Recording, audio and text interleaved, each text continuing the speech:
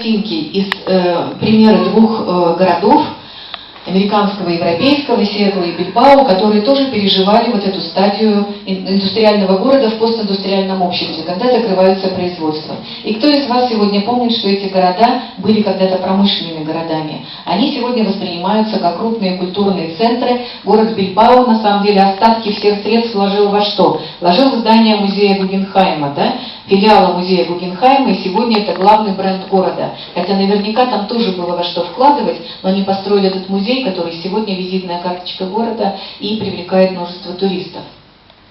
Так, сейчас справлюсь с этим.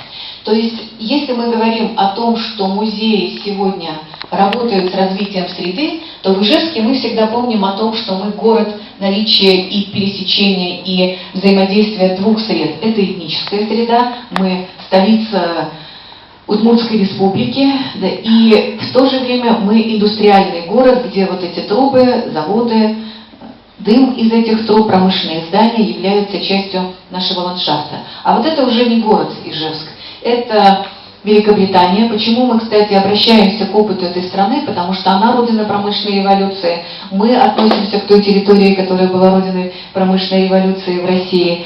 И опыт того, как преобразовываются эти территории в мире, в том числе в Англии, он очень важен. Ну и кроме того, личный опыт, поскольку была, видела и понимаю, каким образом это все устроено. Это бывшая шахта в Уэльсе, которая превращена сегодня в музей.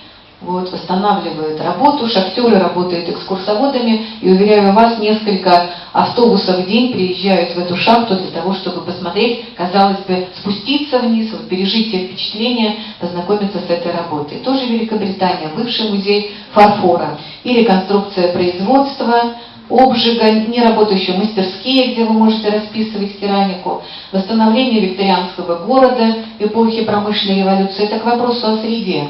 Старые аптеки, магазины, лавки, пекарни, вот, здания, которые сегодня, конечно, не функционируют, но являются частью этого ландшафта. Карусели, не правда ли похоже на часть Ижевска с летним садом, где могли бы быть вот такие карусели, такие тиры вот в традиции старинных развлечений?